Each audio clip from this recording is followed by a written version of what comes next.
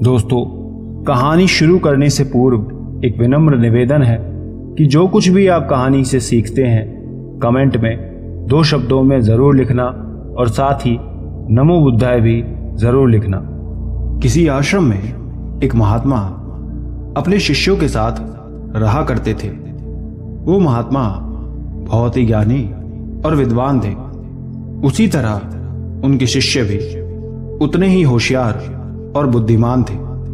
दोस्तों, कहानी शुरू करने से पहले एक विनम्र निवेदन है कि आप जो भी सीखते हैं कमेंट में 2 शब्दों में जरूर लिखा करें और साथ ही नमो बुद्धाय भी जरूर लिखें। तो सभी बहुत ध्यान से अपनी अपनी शिक्षा ले रहे थे। महात्मा के सभी शिष्यों में एक ऐसा भी शिष्य था जो बहुत बुद्धिमान था। वो बहुत जल्दी कोई भी चीज सीख लेता था। वो हर एक ग्रंथ को बहुत ध्यान से पढ़ता, महात्मा द्वारा दिए गए उपदेशों को ध्यान से सुनता, महात्मा द्वारा दिखाए गए हर एक मार्ग पर चलने का स्वयं से हमेशा प्रयत्न करता। उसकी बुद्धिमत्ता और शिक्षा के प्रति इतनी लगन देखकर हर कोई उसकी तारीफ करता। वो अपने इस काम में बहुत ही ज्यादा तेज था। उसकी बौद्ध धर्म के प्रति रुचि और जिज्ञासा बहुत ज्यादा थी।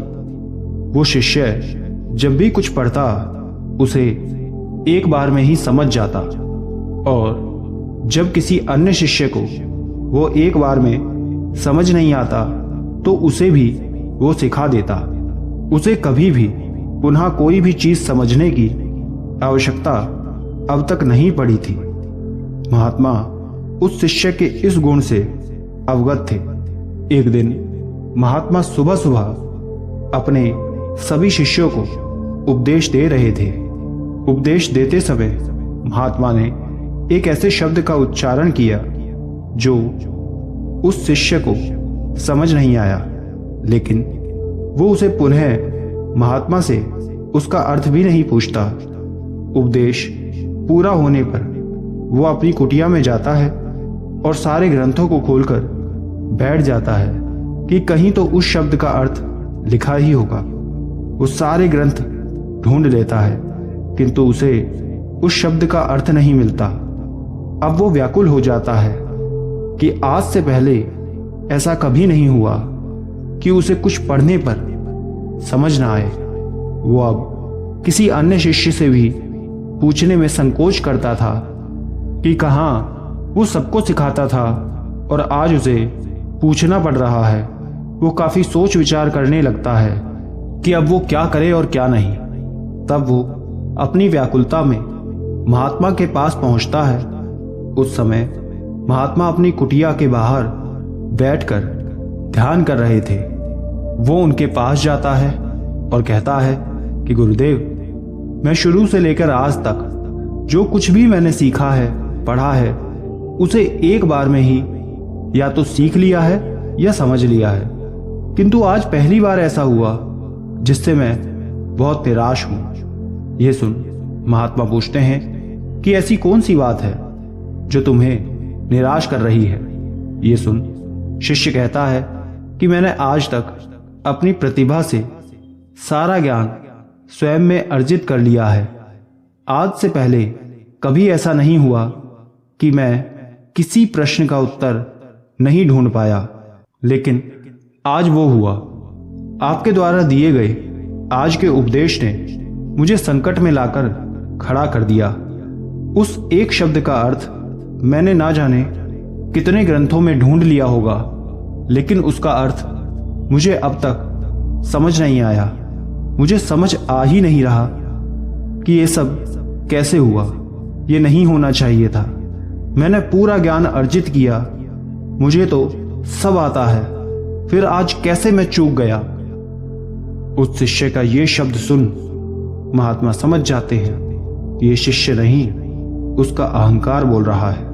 और तब उस शिष्य से एक शब्द नहीं कहते और अपने स्थान से उठकर अपनी कुटिया के भीतर वो चले जाते हैं। ये देख शिष्य को कुछ समझ नहीं आता कि महात्मा ने उत्तर क्यों नहीं दिया। अब वो और अधिक विचलित हो जाता है, इधर उधर घूमने लगता है। वो शिष्य रात भर सो नहीं पाता, ये सोचते हुए कि उस शब्द का अर्थ क्यों उसे समझ नहीं आया और क्यों महात्मा ने कोई उत्तर नहीं दिया। वो रात भर उसने अपने दिमाग पर बहुत जोर डाला। वो रात भर बेचैन रहा। सुबह उठने के बाद वो फिर से महात्मा के पास जाता है कि शायद अब वो कुछ कहें, लेकिन महात्मा कोई जवाब नहीं देते। शिष्य पूरे दिन इधर से उधर भटक रहा था। महात्मा ये बात अच्छी तरह जानते थे कि शिष्य क्यों इतना बेचैन है, लेकिन फिर भी वो कुछ नहीं कहते। शाम तक जब वो शिष्य देखता है कि महात्मा कोई उत्तर नहीं दे रहे, तब वो पुनः उनके समक्ष जाता है और कहता है कि क्या हुआ गुरुदेव, आपने कुछ कहा नहीं। तब महात्मा शिष्य की तरफ देखते हैं और उससे कहते हैं कि क्या तुम ये जानते हो कि तुम इतना बेचैन क्यों हो? शिष्य कुछ नहीं कहता। वो उस समय पूरी तरह दुविधा में था कि ये सब हो क्या रहा है। तब महात्मा कहते हैं कि मैं जानता हूं कि तुम इतना विचलित क्यों हो, क्या चाहते हो। ये सुन शिष्य कहता है कि यदि आप जानते हो तो क्यों मेरी दुविधा, मेरी उलझन को दूर नहीं करते?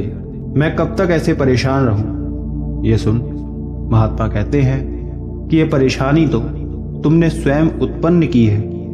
इसके पीछे इसकी वजह केवल तुम हो, जो अपने अहंकार में आकर स्वयं के लिए समस्या खड़ी कर रहे हो।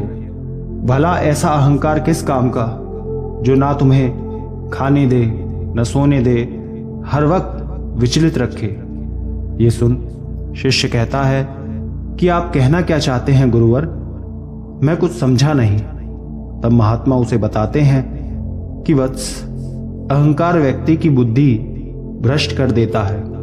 अहंकार रूपी व्यक्ति स्वयं को हर तरह से सर्वगुण संपन्न समझने लगता है। तुमने स्वयं को अहंकार से भर रखा है कि तुम्हें सब आता है, और यही तुम्हारी समस्या है। जब एक जोकर सर्कस में सबको हंसाने आता है, तब वो भी कभी कभी सबको हंसा नहीं पाता, और तब स्वयं पर मेहनत करता है कि अगली बार सबको हंसा सके। अर्थात जब हम ज्ञान अर्जित करते हैं, शिक्षा लेते हैं, उस समय हम सीखते हैं। यदि हमें कुछ नहीं आता तो हमें उसे सीखने का प्रयास करना चाहिए, ना कि ये हट करना चाहिए कि आपको क्यों वो नहीं आता।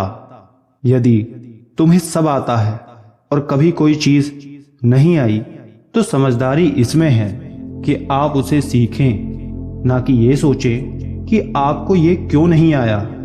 मेरी एक बात सदैव स्मरण रखना प्रिय, कि जीवन में सभी व्यक्ति एक समान हैं। अहंकार के साथ कुछ भी प्राप्त नहीं होता, बल्कि हमारा सब कुछ छिन ही जाता है। हमें स्वयं को इस तरह बनाना है कि हमारे भीतर सभी के लिए